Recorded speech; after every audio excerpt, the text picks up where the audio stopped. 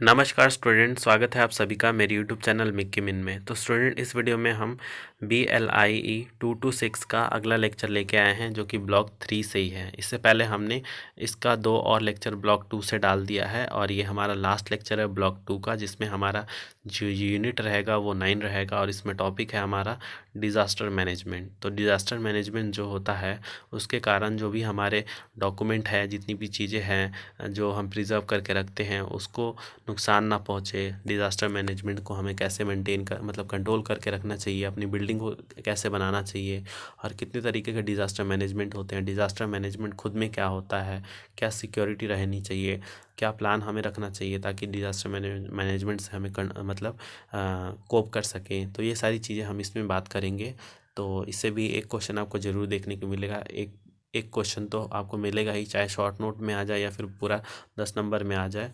तो देखिए, disaster management होता क्या है। जो भी नेचुरल कैलेमिटीज़ होती हैं, जैसे आपका अर्थक्वेक हो गया, फ्लड हो गया, साइक्लोन हो गया, वोल्केनिक इरप्शन हो गया, ये सब हमारे डिज़ास्टर में आते हैं और डिज़ास्टर को मैनेज करना डिज़ास्टर मैनेजमेंट होता है।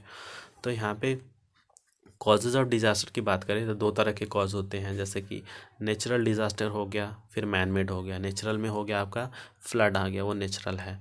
आपका अर्थक्वेक आ गया, वो नेचुरल है। और जो मैन मेड होता है, जैसे कि आपके आग लग गया।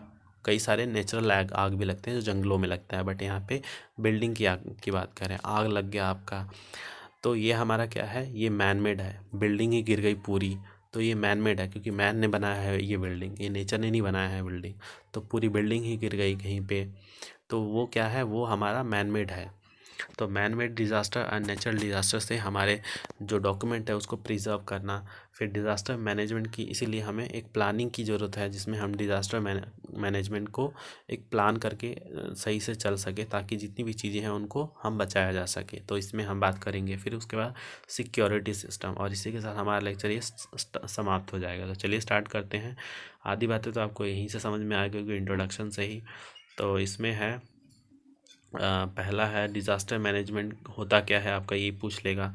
तो आप उसमें लिख देना, ये जितनी भी नेचुरल कैलेमिटीज़ होती हैं उन सब का एग्जांपल दे के लिख देना। जैसे फ्लड हो गया, आपका अर्थक्वेक हो गया, वॉल्केनिक इरप्शन, रेन हो गया, ज़्यादा ज़्यादा स्टॉर्मी रेन हो गया, लाइटनिंग एंड थंडर स्टॉर्म आ गया। तो ये सब क्या है, हमारे डिज़ास्टर मैनेजमेंट के टाइप हैं। तो अभी नेचुरल डिज़ास्टर में मैंने आपको बताया था कि फ्लड होता है, वो भी नेचुरल में आता है। अर्थक्वेक हो गया, सुनामी, लाइटनिंग, ये सब हमारे नेचुरल डिज़ास्टर में आता है। अब मैन मेड डिज़ास्टर में कौन कौन से आते हैं, वॉर आ गया हमारे, वॉर एंड एरसन, फिर थेफ्ट, किसी ने चुरा लिया, लड़ाइयाँ हो गई, दंगे हो गए और पूरा मतलब लोगों ने उस बुकों को मतलब जला दिया या फिर उसको पूरा नुकसान कर दिया, जो कि नालंदा यूनिवर्सिटी में हुआ था।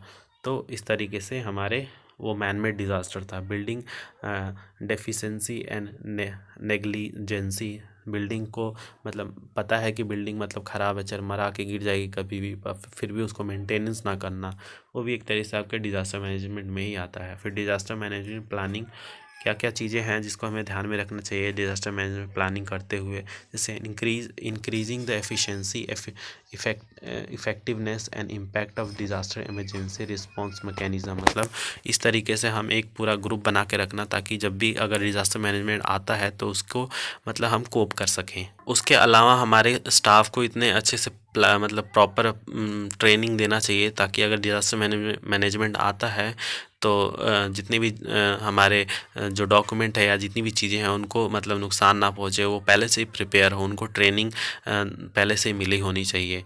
तो ये सारी चीज़ें आपको देखने को मिलेगी।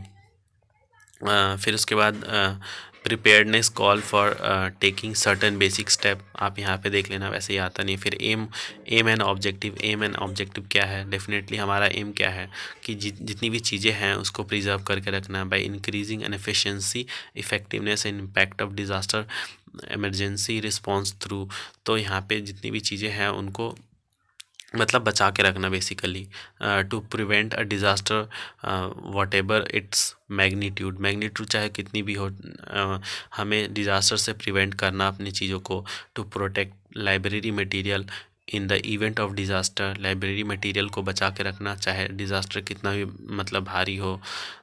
फिर उसके बाद restore and stabilise library material prior to restoration and conservation and restoration से पहले ही उसको मतलब इस तरीके से करना कि वो मतलब बची रहे। तो ये सारी चीज़ें आपको इसमें देखने को मिलेंगी।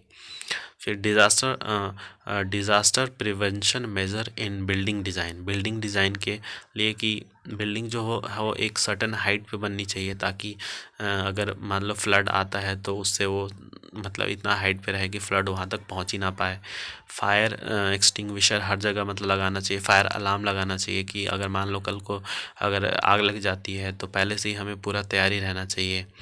और उसके अलावा कम्युनिकेशन जो होना चाहिए, मतलब रोडें अच्छी होनी चाहिए, सड़कें अच्छी होनी चाहिए ताकि गाड़ियाँ आ सके।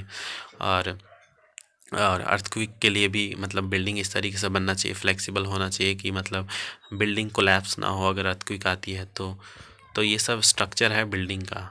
फिर डिज़ास्टर मैनेजमेंट प्लान, यहाँ पे प्रिवेंशन मतलब पहले से ही प्रिवेंशन, फिर प्रिपेयर्डनेस। प्रिवेंशन मतलब पहले से ही प्रिवेंशन रखना चाहिए। ये सारी चीज़ें मैंने आपको बताया कि बिल्डिंग अच्छे से बनाना चाहिए आपको फ्लड आने से लिए, इसलिए बिल्डिंग को थोड़ा हाइट पे बनाना चाहिए।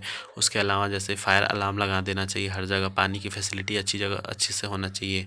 तो ये सब क्या होता है हमारा, ये हमारा प्रिवेंशन होता है। फिर प्रिपेयर्डनेस होता है कि सबको ट्रेनिंग अच्छे से देना चाहिए ताकि अगर कल को कुछ ऐसा हो जाता है तो प्रिपेयर्ड रहे पहले से ही। हर चीज़ को मतलब प्रॉपर जगह पे प्लेस करके रखना चाहिए। फिर रिस्पॉन्स भी अच्छे से फिर रिस्पॉन्स करे, फिर रिकवरी हो। ये सब इसके स्टेप हैं, तो एक बार आप लोग देख लेना। सिक्योरिटी सिस्टम मतलब सिक्योरिटी सिस्टम भी अच्छा होना चाहिए ताकि सीसीटीवी कैमरा हर जगह लगा होना चाहिए। फिर उसके बाद यहाँ पे इंटीरियर जो डिज़ाइनिंग होनी चाहिए, जो लाइब्रेरी की जो बिल्डिंग है, जैसे कि जो उसके स्टेयर होना चाहिए वो काफ़ी मतलब चौड़े होना चाहिए कि ताकि अगर स्टाफ में वहाँ से स्टाफ या फिर कोई भी यूज़र आपका अगर भाग रहा है तो ऐसा ना होना चाहिए कि वो मतलब दब के मर जाए कितने लोग। तो स्टेयर भी काफ़ी अच्छे थोड़ा मतलब स्पेस होना चाहिए स्टेयर के बीच में भी, उतरने में चढ़ने में आसानी हो। और बुकों को भी मतलब अच्छे से प्लेस होना चाहिए हर जगह पे। तो ये सारी चीज़ें आपकी सिक्योरिटी एंड इसमें आ जाएगा। इंश्योरेंस देखिए, यहाँ पे इंश्योरेंस होना चाहिए। तो ये सारी चीज़ें आपको इस वाले डिज़ास्टर मैनेजमेंट देखने को मिलेगा। अब डिज़ास्टर मैनेजमेंट से क्वेश्चन किस तरीके से आते हैं कि what is disaster management and what are the causes of disaster management, या what causes of disaster management, how to prevent library material from disaster management, इस तरीके के क्वेश्चन आते हैं। तो आई होप आप लोग को पूरा मैंने जो बताया आपको समझ में आ गया होगा। तो इसी तरीके से आप लोग इसको पूरे अच्छे से कर लेना, और फिर मिलते हैं आप सभी से नेक्स्ट वीडियो में। तब तक के लिए धन्यवाद।